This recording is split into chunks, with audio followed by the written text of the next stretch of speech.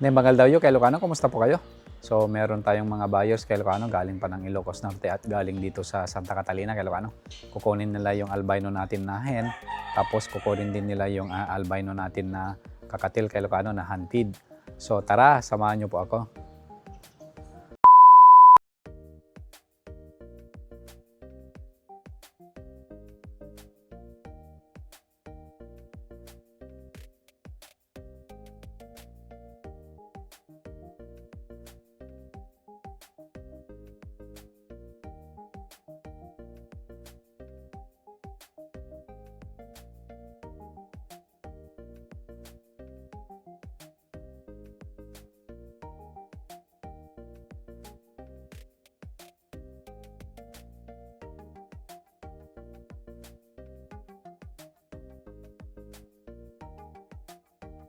Bangal daw kay Ilocano, kumusta po kayo? So i-update ko lang kayo dito sa natin.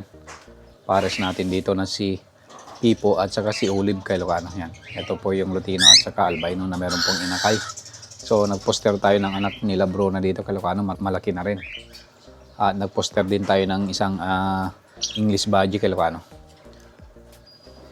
So titingnan natin kay Ilocano kasi meron nang kukuha po yung inakay nila.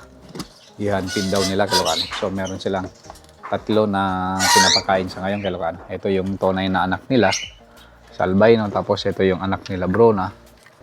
Yan. Ito yung albino kay Ilocano na tunay na anak nila. Meron daw kukuha kay Ilocano. Yan.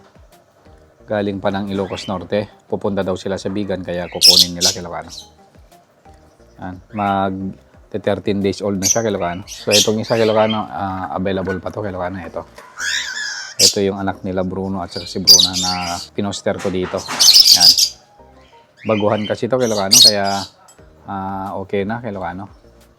First time kasi nilang magkaroon ng inakay. So ito yung badge naman kay Ilocano na pinoster natin. Malaki na rin kay Ilocano. Yan. Ito yung badge. English Badgie kay Ilocano yan, malaki na rin. So hindi pa siya nakakalipad kay Ilocano. So hopefully tuloy-tuloy nilang pakainin at palakihin kay Ilocano yan. So okay naman tong dalawang to kay Ilocano na pamuster na natin kahit na bagong parents lang. So pinapakain ko dyan kay Ilocano, chick booster. Tapos canary at saka root growth mix na yan, Ilocano yan. Tapos naglagay na ako ng African mix kasi malalaki naman na yung sisiw nila, yung mga inakay. Tapos sa tubig, yan, naglalagay lang ako ng dextrose powder at saka vitamins na lactamino. Yan lang yung ginagamit ko sa kanila, Ilocano. So, pwedeng magpa-poster dito kay Ilocano. Mukhang mabait naman tong pares natin na ito. So, yun lang kay Ilocano. Maraming salamat po sa panonood. Ingat po tayong lahat, ka Ilocano.